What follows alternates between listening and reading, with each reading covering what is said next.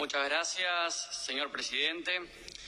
Estamos aquí ante las puertas de un nuevo golpe al campo popular que se explica y deriva de otra derrota de los intereses y derechos de los de abajo, la del año pasado, de los cuales soy corresponsable.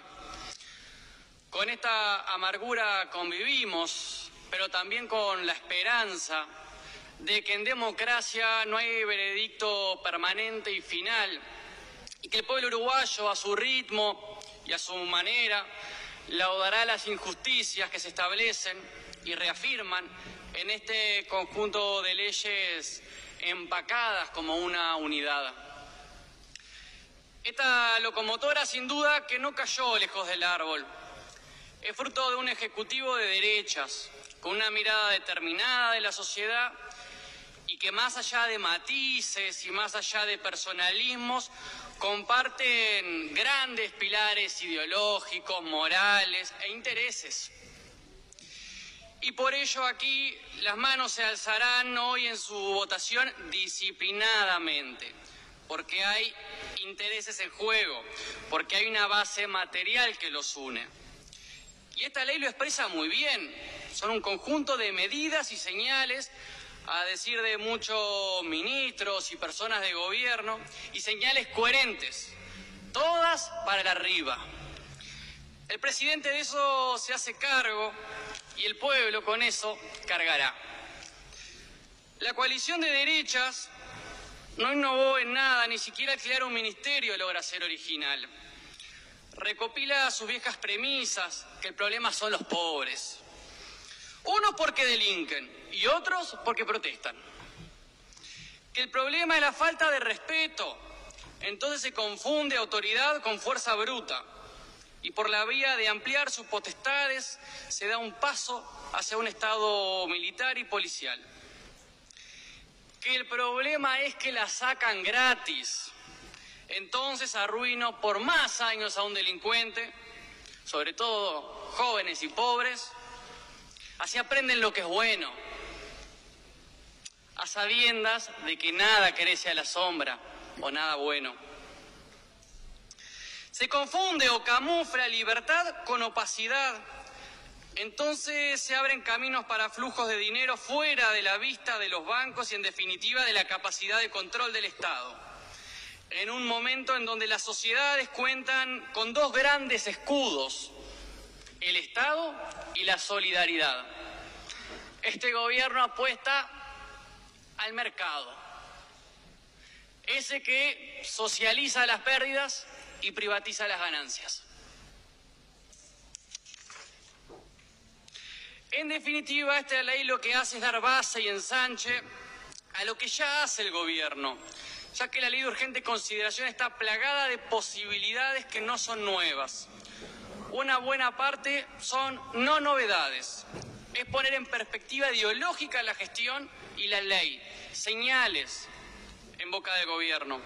Es curioso que luego de tantas afirmaciones desideologizantes se pretenda hacer de la política un casting de gestores. Ese mismo árbol gesta este fruto de derecha su cáscara, su pulpa, su semilla. Reiterar el tratamiento, a nuestro juicio, antidemocrático que tuvo la discusión de la LUC. No fue una discusión abierta en la sociedad en su conjunto, no podía hacerlo en tiempos de pandemia y tampoco sin ella. 500 artículos de los más variados temas en plazos de urgencia.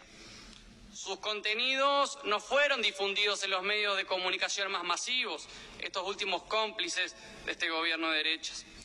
Fue un debate cerrado entre cuatro paredes, casi de intrigas palaciegas. Es cierto que sí se recibieron cantidad de delegaciones que se expresaron casi de forma unánime en contra de la LUC.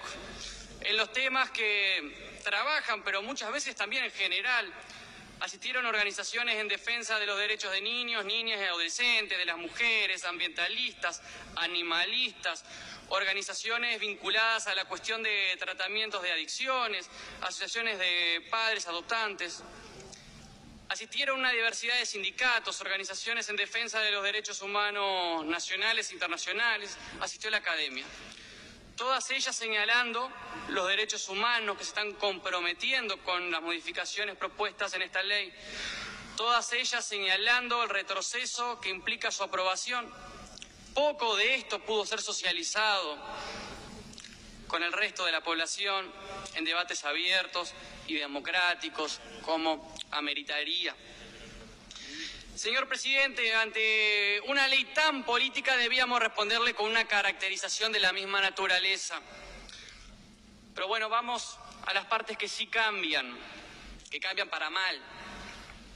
El artículo 16 propone crear un delito de acciones que ya son punibles. Y dentro de sus especificidades está la posibilidad de imponer una multa a responsables de niños y niñas que protagonicen un hecho violento en un centro educativo. También incluye algo semejante en el caso de centros de salud y de transporte. ¡Una multa! Se rompieron la cabeza pensando. Una multa a la gente que no puede pagarla claramente. Cuando una familia con dinero se enoja con la institución de educación privada, ha pasado, y ha sido bastante mediático, en perjuicio de los gurises, y no puede salir del enojo con el diálogo, resuelve un conflicto llamando a un abogado. Cuando una familia sin dinero se enoja con una institución pública y no puede salir del enojo dialogando, arma bardo y puede derivar en violencia. Quería decir esto para reconocer que esto no es inocuo, es para intimidar y apretar al abajo. Además, la multa no se regula por la capacidad de pago del destinatario. O sea, que a alguno le puede hacer cosquillas y a algún otro lo puede arruinar. Pero además, si se aplicara esta multa, y esto nos parece también medular, tanto en el caso de la institución educativa como de la salud, sería pésimo para la convivencia en los territorios. Es una salida fácil, ejemplarizante, que podría tomar una dirección escolar, pero al aplicarla sería como la zanja con agua y cocodrilo de los castillos. No queremos eso para los centros educativos ni de salud en los territorios.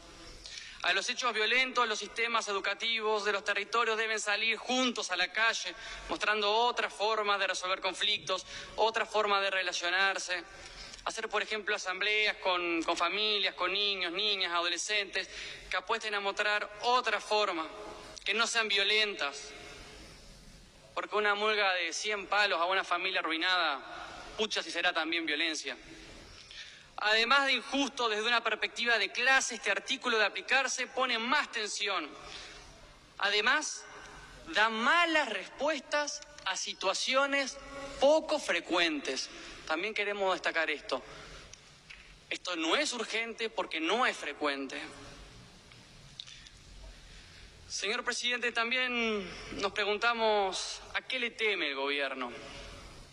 Hay dos artículos referidos a la protesta que junto con dos referidos a las potestades de la policía, bueno, nos generan esa pregunta. El 4, resistencia al arresto. El 11, agravio a la autoridad policial. El 45, literal F, uso de la fuerza para disolver manifestaciones. El 468, que antes era 467, preservación del derecho a la circulación o disolución del piquete. Y por último, el 392, que entra a esta Cámara con ese número, pero también es conocido como el 388, reglamentación del derecho de huelga. Vistos en sus conjuntos, hacen pensar, pareciera, que el gobierno le teme al pueblo movilizado. Antes de ir a los artículos, déjenme decir que nuestro pueblo es gestador de derechos, de libertades, de igualdades, de diversidad. No tenga ningún temor, a no ser que vayan contra estas conquistas tan trabajosamente gestadas. El artículo 392 pretende reglamentar la huelga, garantizándola mientras ésta sea pacífica. ¿Quién determina si es pacífica? ¿La patronal? Otra vez haciendo foco en temas en donde no había problemas, ya que como dijo el PIT-CNT y nadie desmintió, las huelgas son ocupaciones, con ocupaciones, son muy pocas en nuestro país, ya lo dijo el miembro informante. generalmente son de una jornada y fundamentalmente son justas y responsables. Intente contar 5 en los últimos 10 años que no lo hayan sido. No van a llegar, ¿eh? Pero sí sale fácil 5 conflictos a causa de incumplimiento del empleador. Huelga pacífica. Hemos insistido mucho para aclarar la combinación de estos dos términos en la comisión. Nadie le echó luz. Solo se nos invitó a la ingenuidad. En cuanto a filosofía del derecho, lo dejamos para la discusión específica. Pero este artículo se combina peligrosamente con el que pretende regular el derecho al piquete como forma de protesta. ¿Qué le va a quedar como herramienta de lucha al trabajador o la trabajadora al cual no se le pagaron sus saberes? Poner un gaseo en el patio de su casa. Un conflicto laboral tiene componentes conflictivos intrínsecos, nace de un conflicto de intereses contrapuestos, es tenso en sí mismo. ¿Qué ocupación sería suficientemente armoniosa que sí se podría hacer? El piquete es un instrumento en momentos en donde cierta población no se siente escuchada. Nadie utiliza como forma de protesta, como primer paso, hacer un piquete. Es un último paso desesperado. ¿Por qué quitarle a ese colectivo su último intento de ser escuchados?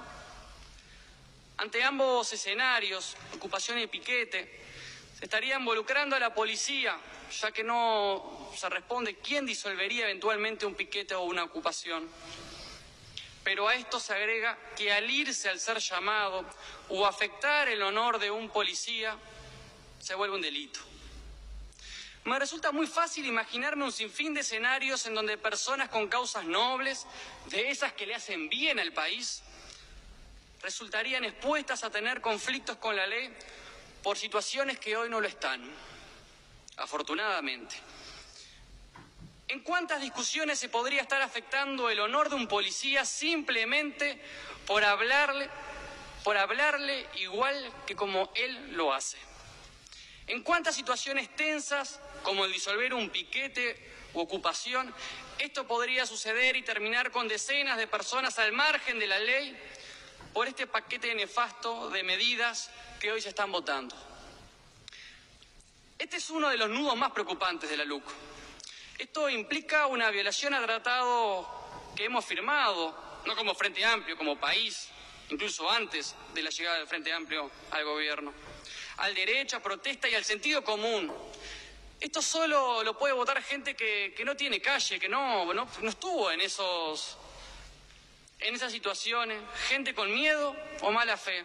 Esperemos que esta última no haya ninguna.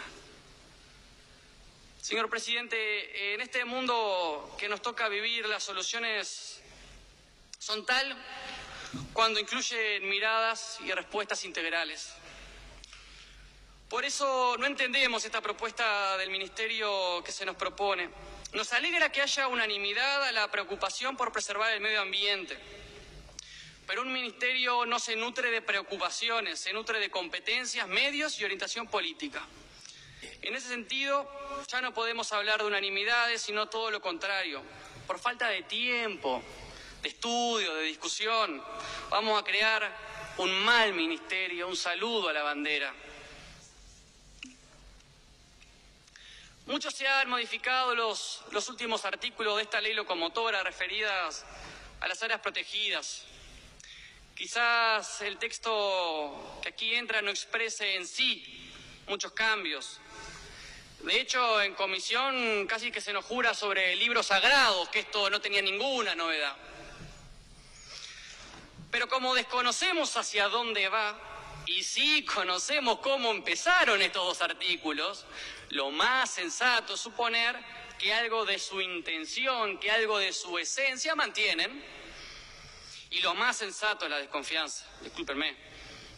Rechazamos estas supuestas no novedades, rechazamos lo dicho por la autoridad máxima política de este país sobre pequeñas áreas, como si las áreas fueran pequeñas son más modernas, como quien nos habla de las bondades de los tamaños de bolsillo.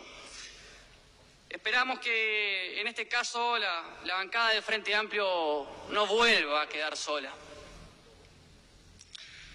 Para ir terminando, señor presidente, esperamos que luego de estas largas sesiones de votación sí podamos atender las urgencias del pueblo, la violencia de muerte de la sociedad machista que en estos meses se cobró más vidas que la pandemia, los 600.000 uruguayos y uruguayas que vieron en peligro sus puestos de trabajo, muchos de los cuales no saben si lo van a recuperar, muchos de los cuales ya saben que no lo van a recuperar. También podremos poner foco en la pérdida de salario real que ya se está viendo. Pero esto no quita que la ley de urgente consideración se termine ahora. También saldremos a explicar qué es esto, por qué es mala para el pueblo, por qué es una ley para los de arriba. Saldremos a denunciar que los mismos que alzan la figura de Artigas están debilitando el único instituto que trabaja por el derecho a la tierra para el que la trabaja y para el que la habita. Saldremos a denunciar el casco duro de la ley, que si bien estos son unas decenas de artículos, contienen el proyecto de país de esta coalición de derechas y desnuda el ADN de clase alta pura cepa del gobierno. Muchas gracias, señor presidente. Gracias a usted, señor diputado.